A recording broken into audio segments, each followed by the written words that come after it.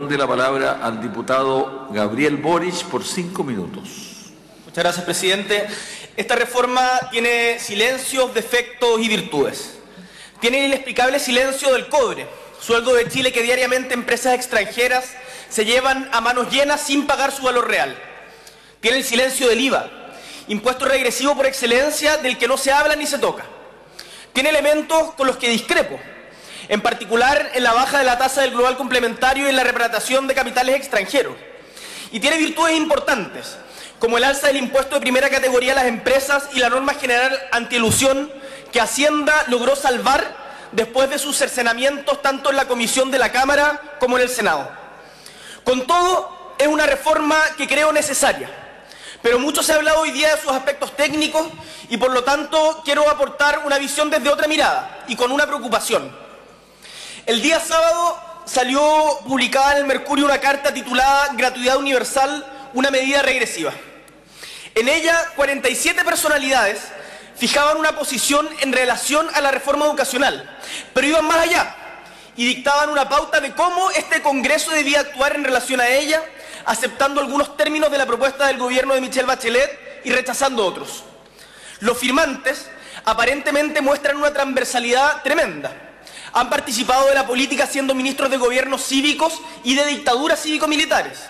Han pasado por gabinetes en educación, hacienda, obras públicas, secretarías de gobierno, de comunicación, cultura, etc.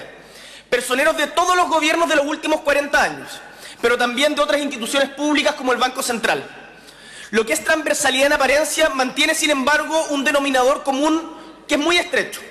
Mantiene un pie firme en el empresariado. No en la pequeña o mediana empresa, en la grande, la de grupos empresariales que hoy son los que más gravitan en América Latina. Entonces, no son solamente exministras y ministros los que firman hoy día esta carta. Los mismos son a su vez miembros de directorios de AFP, de ISAPRE, han participado del negociado de la educación desde diversas universidades, muchas de ellas públicamente cuestionadas, son presidentes de bancos, de sociedades anónimas, deportivas, hidroeléctricas, comunicación estratégica, etc. El control democrático pareciera ser algo cada vez más ajeno para la élite de nuestro país, que encuentra más eficiencia por fuera de la democracia, influyendo, pero al final del día decidiendo por todo el resto. Así, este Congreso se ha ido deslegitimando y perdiendo peso, y la política entera se desprestigia y se descompone. ¿Y cómo responde a esta situación de crisis la élite? Se junta en la casa del hermano de un exministro a discutir las indicaciones de esta misma reforma tributaria. Y no tiene vergüenza en hacerlo, porque, cito, en la cocina no caben todos. No se dan cuenta de cuán hondo calan estas acciones y afectan estas acciones la legitimidad de la política.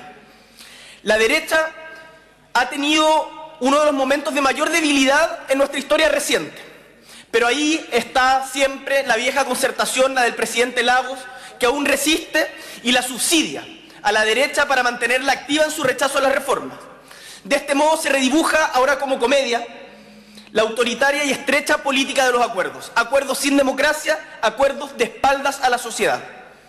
Y es que el empresariado chileno ha desarrollado la capacidad de convocar al mundo político, a los directorios de sus empresas, el caso de Luxich es paradigmático en esto, a que participen de sus multigremiales, de los directorios de sus medios de comunicación, a que exministros defiendan hoy día y sean los voceros de las AFP. Han colonizado la política. Lo hemos visto de manera violenta también, por ejemplo, en el caso Cascada. Cuando uno ve la lista de los directores de las empresas Cascada, de Pampa Calichera, de Norte Grande, de Soquimich, se sorprende al encontrar ministros de todos los sectores. Lo podemos ver a través del financiamiento de las campañas, a través de la profesionalización y legitimación del lobby, de la representación de intereses por fuera de los términos democráticos. Se ha dibujado una puerta giratoria entre el mundo público y el mundo privado, de los directorios, de los medios de comunicación, las empresas de representación de intereses a lo Correa, el Parlamento, el Ejecutivo, etc. Ahí hay conciencia de clase y un interés que se proyecta a la política y toma definiciones por y en vez del conjunto de la sociedad. Eugenio Tironi señalaba el día domingo en un programa de canal público que los ricos siempre van a encontrar maneras para no pagar impuestos. Por eso son ricos en buena medida. ¿Cuál es el camino a través del cual van a encontrar la manera de no pagar impuestos? La política. Votaré a favor de lo que creo que es un avance en esta reforma y en contra de los aspectos que estimo regresivos. Pero la preocupación por la colonización del empresariado de la política se mantiene. Por eso, aprovecho esta instancia para, al igual que Giorgio, hacer un llamado a los senadores para que avancemos en transparencia en la política y aprueben la prohibición de aportes reservados a las campañas y los aportes de empresas. Luchemos transversalmente por la autonomía de la política que se desarrolla en esta corporación frente al flagelo de los intereses del dinero. Muchas gracias, presidente. Gracias, diputado Boric. Tiene la palabra hasta por 5 minutos el diputado Sergio